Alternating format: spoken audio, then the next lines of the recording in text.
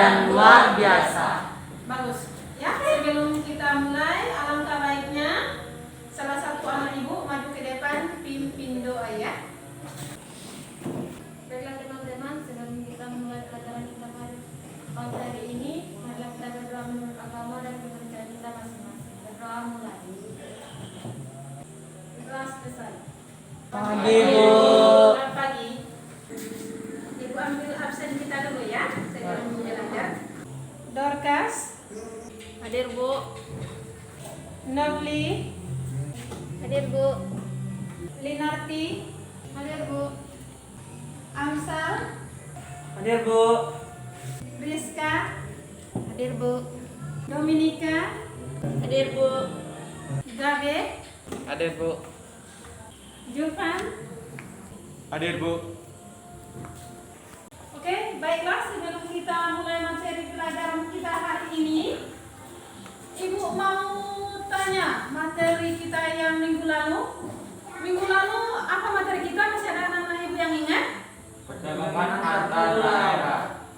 Perdagangan antar pulau atau antar daerah.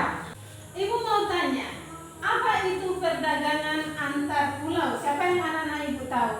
Saya, Bu, izin menjawab. Perdagangan antar pulau adalah perdagangan yang dilakukan antar pulau yang satu dan pulau yang lain atau antar daerah yang satu dan daerah yang lain. Terima kasih. Ya, bagus Samsal ya. Ya, kalau kita berbicara mengenai antar pulau, perdagangan, apa yang terpikir di pikiranmu di sana? Saya, Bu, perdagangan itu adalah pertukaran barang atau jasa tanpa mengandung unsur paksaan. Bagus Julpan ya. Kalau perdagangan itu adalah suatu kesepakatan antara si A dengan si B. Kalau sudah terjadi kesepakatan baru terjadinya tukar menukar barangnya. Siapa lagi? Kalau sudah ada kita belajar mengenai misalnya Ibu tanya tukar menukar, apa yang terlintas di pikiranmu? Apa itu? Menyangkut apa itu sebenarnya? Saya Bu. Ya, coba Dorcas. Menyangkut impor dan ekspor. Bagus Fani ya. Oh, menyangkut ekspor dan impor. Ibu mau tanya. Kalau sudah ada pertanyaan, Ibu yang bertanya ya. Apa yang kamu ketahui itu ekspor dan impor? Saya Bu izin menjawab. Ekspor adalah barang-barang yang dari dalam negeri dijual ke luar negeri. Sedangkan impor adalah barang-barang yang dari luar negeri dikirim ke dalam negeri. Terima kasih. Bagus Dominika ya. Barang-barang, kalau ekspor adalah barang-barang yang dari dalam negeri ke luar negeri. Kalau impor adalah barang-barang dari luar negeri dikirim ke dalam negeri. Bagus. Masih ada lagi pertanyaan? Tidak ada, Bu. Baiklah, kita akan masuk materi kita yang sekarang ini mengenai kedatangan bangsa barat ke Indonesia. Ibu mau tanya, apa yang terlintas di pikiranmu bangsa barat? Saya, Bu, izin menjawab. Menurut saya bangsa Belanda atau bangsa barat itu adalah bangsa penjajah. Ada lagi? Saya Bu izin menjawab. Bangsa barat adalah bangsa asing. Terima kasih. Bagus Linarti. Bangsa asing identik dengan bangsa asing berarti yang tidak sama dengan bangsa Indonesia. Ada lagi? Apa itu bangsa barat yang menurut pikiranmu? Izin menjawab. Menurut saya bangsa barat itu adalah bangsa yang memasok rempah-rempah Indonesia. Terima kasih. Bagus kakaknya. Bangsa barat adalah bangsa yang memasok atau mencuri rempah-rempah dari Indonesia. Baiklah, penasaran? Penasaran, Bu. Baiklah, kita akan melihat video pembelajaran berikut ini.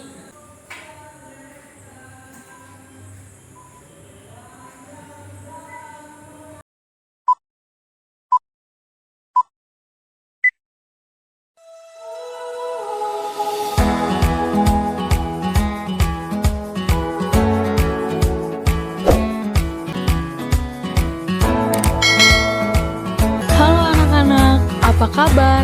Salam sehat untuk kalian.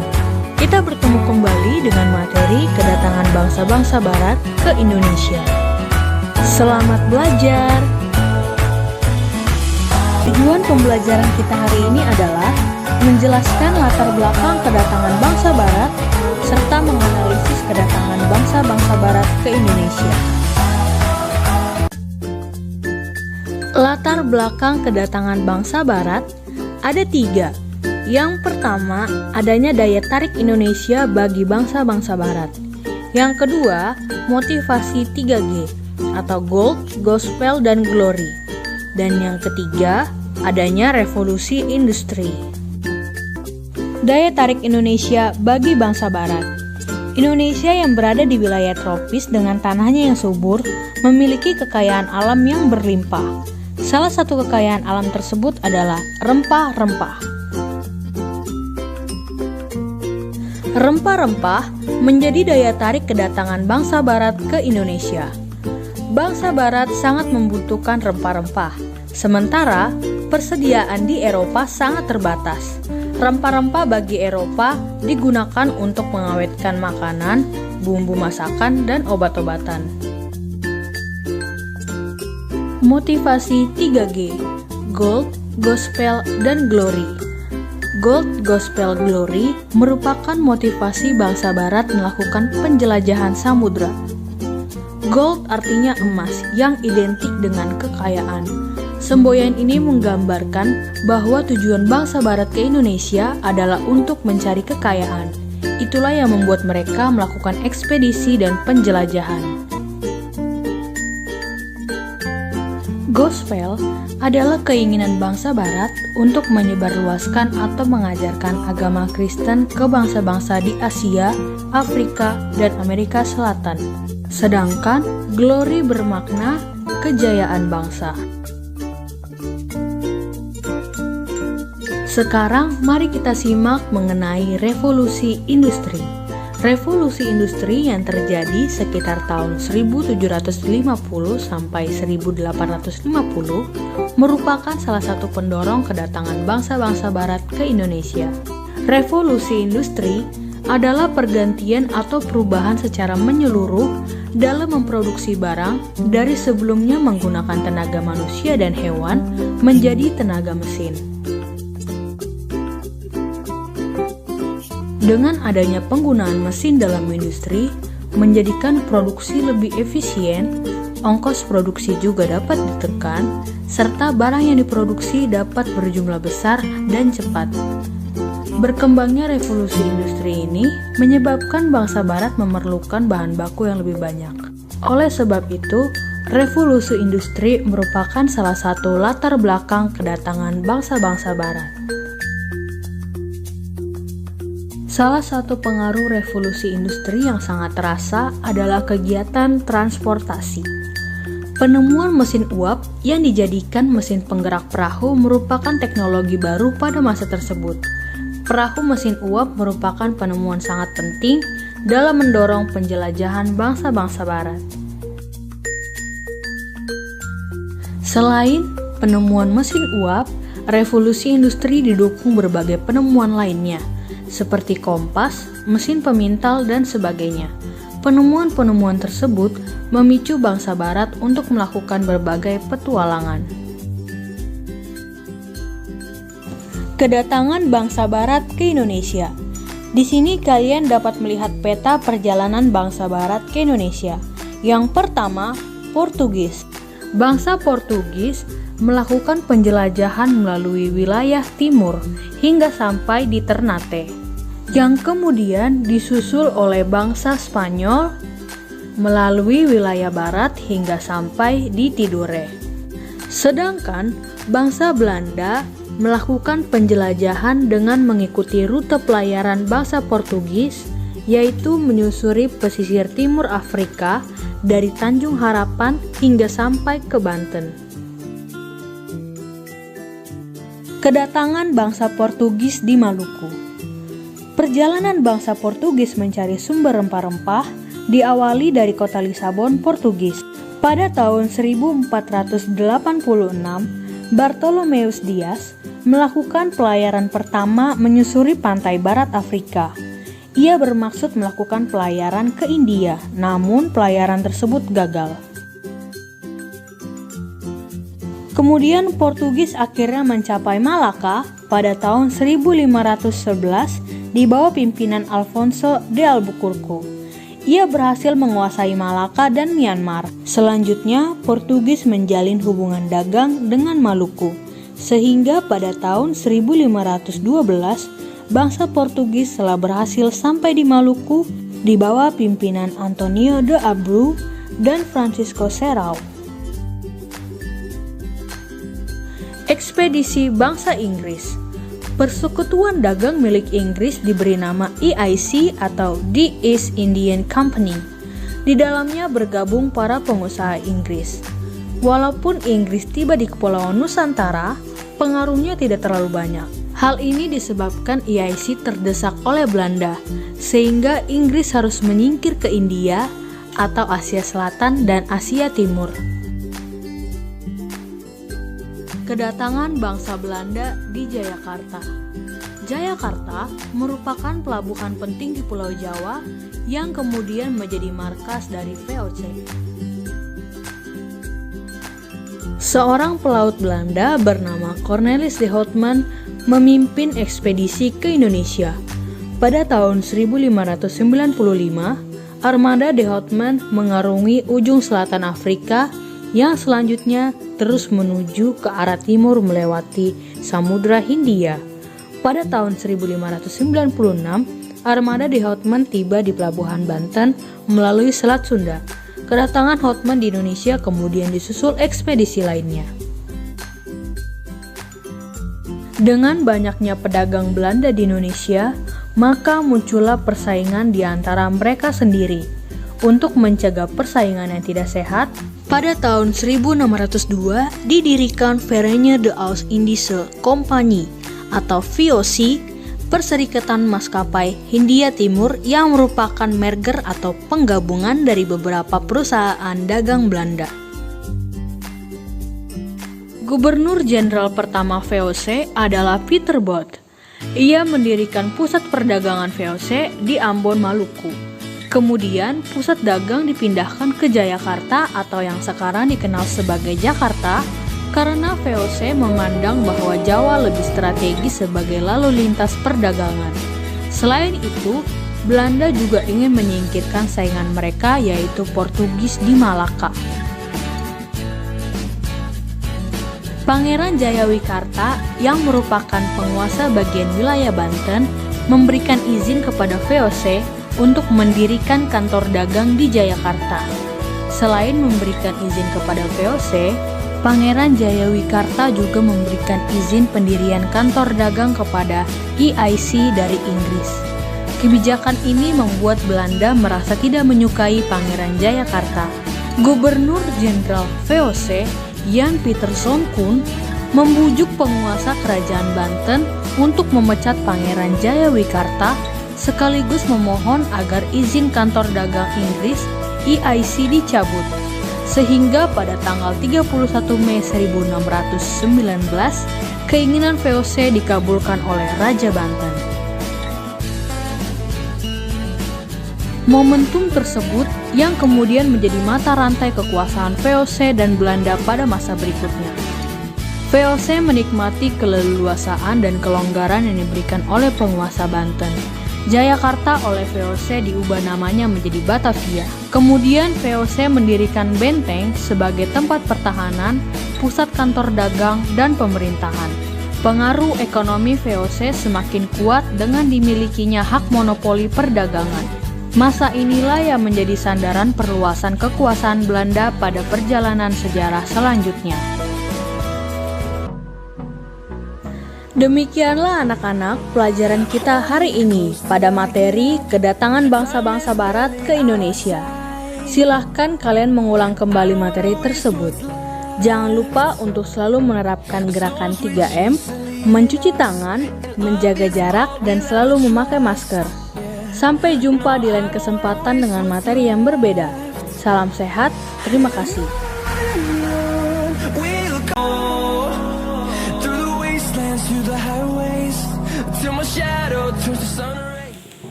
inginkan kalian bentuk diskusi kelompok ya. Kalian bentuk dulu, nanti kalian berdiskusi kelompok. Nanti ibu kasih waktu 5 menit untuk berdiskusi. Bagi anak-anak ibu yang tidak punya HP, silakan ke perpustakaan. Bagi anak ibu yang punya HP, silakan buka HP-nya, kamu cari kelompok, tugas kelompokmu. Sudah paham? Sudah, Bu. Oke, silakan kalian bentuk diskusi. Oke, nanti kamu yang cari bahannya ya. Nanti kamu yang tulis. Baik, nanti kamu tulis. Baiklah, setelah habis 5 menit, tibalah saatnya kita diskusi kelompok ya. Kita presentasikan diskusi kelompoknya. Kelompok 1 silakan mempresentasikan hasil kelompoknya di depan. Baiklah teman-teman, kami dari kelompok 1 akan mempresentasikan atau membacakan hasil diskusi kami mengenai kedatangan bangsa barat ke Indonesia. Sebelum kami lanjutkan, alangkah baiknya saya dan teman-teman saya untuk memperkenalkan diri. Saya Julfan sebagai moderator. Saya Novi sebagai sekretaris. Saya Gambar sebagai anggota. Baik, hasil diskusi kami akan dibacakan oleh sekretaris kami. Baiklah, saya akan membacakan hasil diskusi kelompok kami. Kedatangan bangsa-bangsa barat ke Indonesia. Latar belakang kedatangan bangsa barat ada 3, yaitu 1. Daya tarik Indonesia bagi bangsa barat. 2. Motivasi 3G, Goal, Glory, dan Gospel. 3. Revolusi industri. Daya tarik Indonesia bagi bangsa barat antara lain Indonesia yang berada di wilayah tropis dengan tanah yang subur, memiliki kekayaan alam yang berlimpah. Salah satu kekayaan alam tersebut adalah rempah-rempah.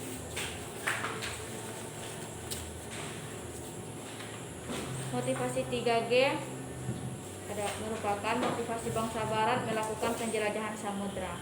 Goal artinya emas yang identik dengan kekayaan. Gospel adalah keinginan bangsa barat untuk menyebarluaskan atau mengajarkan agama Kristen ke bangsa-bangsa Asia, Afrika, dan Amerika Selatan. Glory bermakna kejayaan bangsa. Revolusi industri. Revolusi industri yang terjadi sekitar tahun 1750 sampai 1850 merupakan salah satu pendorong kedatangan bangsa-bangsa barat ke Indonesia. Revolusi industri adalah pergantian atau perubahan secara menyeluruh dalam memproduksi barang dari sebelumnya menggunakan tenaga manusia dan hewan menjadi tenaga mesin. Berkembangnya revolusi industri menyebabkan bangsa barat memerlukan bahan baku yang lebih banyak. Salah satu pengaruh revolusi industri yang sangat terasa adalah kegiatan transportasi. Penemuan mesin uap yang dijadikan mesin penggerak perahu merupakan tenaga baru pada masa tersebut. Perahu mesin uap merupakan penemuan yang sangat penting yang mendorong penjelajahan bangsa-bangsa barat. Selain mesin uap, revolusi industri didukung berbagai penemuan lain, seperti kompas, mesin pemintal, dan sebagainya. Penemuan-penemuan tersebut memicu bangsa barat untuk melakukan berbagai petualangan. Terima kasih. Baiklah, demikian hasil diskusi kami. Kami mengucapkan terima kasih. Jika ada teman-teman yang mau bertanya atau memberikan saran, kami persilakan. Kami buka kelompok 1 pertanyaan. Izin bertanya kelompok 1. Kami persilakan. Apa yang dimaksud dengan goal, glory, dan gospel? Terima kasih. Satu lagi dari kelompok 3, adakah pertanyaan yang mau diberikan? Izin bertanya kelompok 1. Kami persilakan. Apa latar belakang kedatangan bangsa barat ke Indonesia? Baiklah, kami dari kelompok 1 mohon izin untuk memberikan waktu kami menjawab dari pertanyaan kelompok 2 dan 3. Terima kasih.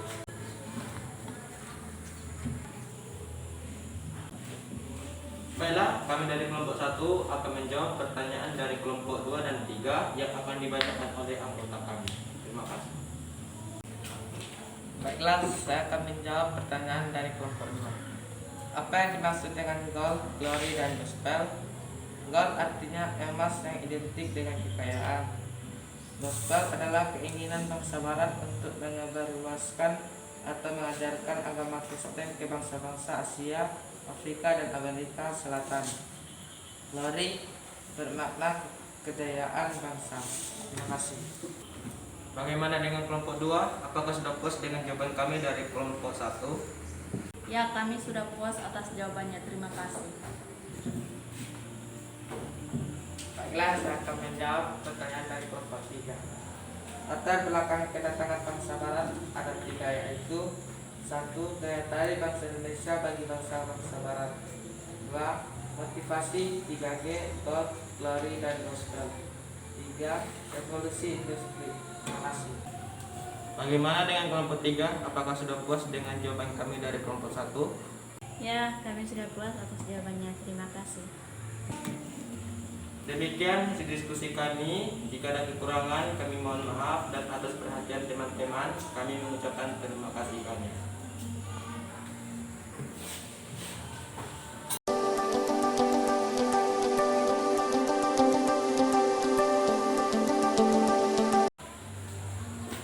Baiklah, itulah hasil dari diskusi kelompok 1. Masih ada pertanyaan? Tidak. Kalau tidak ada pertanyaan, ada anak ibu yang bisa menyimpulkan? Tidak ada. Tidak ada, Bu. Baiklah, kalau begitu ibu yang akan menyimpulkannya. Kedatangan bangsa Barat ke Indonesia itu ada 3 ya. Selain dari Gold, Glory, dan Gospel, juga itu karena adanya revolusi industri. Yang berikutnya itu adalah daya tarik bangsa Indonesia. Daya tarik bangsa Indonesia maksudnya di sini karena Indonesia letaknya yang sangat strategis, maka tanah bangsa Indonesia itu sangat subur. Inilah yang menjadi incaran-incaran bagi bangsa Barat ke Indonesia. Baik itu Spanyol, Inggris, Belanda, dan Portugis datang ke Indonesia itu tidak lepas juga dari 3G. Gold, Gospel, dan Glory ya. Gold itu adalah mencari emas dan kekayaan. Gospel itu adalah tugas suci untuk menyebarkan agama Nasrani atau Kristen. Tugas suci menyebarkan ingin menyingkirkan agama-agama yang berbaur Islam ya. Ingin mengganti agama Nasrani. Terus yang berikutnya adalah Glory. Itu adalah mencari keharuman nama atau kejayaan. Mencari keharuman nama. Misalnya seseorang datang ke Indonesia, misalnya datang mereka ke apa? Kalau siapa yang terkenal di suatu daerah itu, misalnya para pedagangnya, kalau dia kaya tentu terkenal namanya. Itulah yang menjadi kebanggaan suatu bangsa Barat. Bangsa Barat akan bangga ketika namanya terkenal, harum namanya di mana-mana. Makanya salah satu yang incarnya adalah bangsa Indonesia. Sudah paham? Paham, Bu. Di sisi itu ada enggak penderitaan bagi bangsa Indonesia? Ada ya? Ada, Bu. Penderitaan dan ada sisi negatif dan positif. Kedatangan bangsa Barat ke Indonesia. Ibu sampaikan kalau sisi negatifnya itu adalah, ingat ya, sisi negatif bangsa Indonesia kedatangan bangsa Barat ke Indonesia sangat kelaparan, justru ada yang mati atau meninggal karena kedatangan bangsa Barat ke Indonesia. Tapi ada juga dari segi penindasan bangsa Barat ke Indonesia itu ada sisi positifnya. Misalnya dari segi, ibu kasih contoh adalah dari segi sisi menanam. Apa yang laku diekspor? Sudah tahu bangsa Indonesia. Dari yang tidak tahu menjadi tahu, dari yang tidak bisa menjadi bisa ya. Misalnya ibu kasih contoh dari segi pengetahuan atau ilmu yang dikasih oleh bangsa Barat ke Indonesia. Akhirnya misalnya dari segi bangsa Indonesia yang tidak bisa membuat kompas menjadi bisa membuat kompas. Begini caranya. Dari bangsa Indonesia yang tidak bisa membuat mesin jadi bisa membuat mesin. Sudah paham di situ? Sudah, Bu. Berarti ada sisi negatif dan positif. Masih ada pertanyaan anak-anak ibu? Tidak. Kalau begitu kita kasih A+ untuk kelompok 1. Silakan duduk kelompok 1.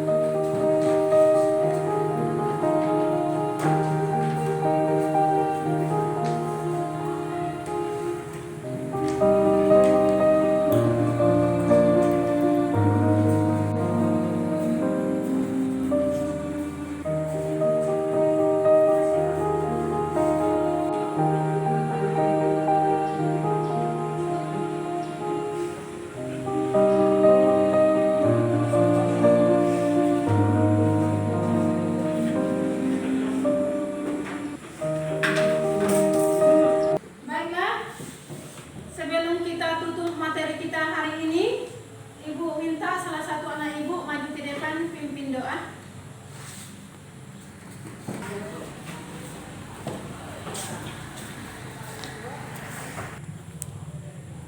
Baiklah teman-teman, sebelum kita mengakhiri pelajaran kita, marilah kita berdoa menurut agama dan kepercayaan kita masing-masing. Berdoa mulai. Berdoa selesai. Pagi Ibu. Pagi.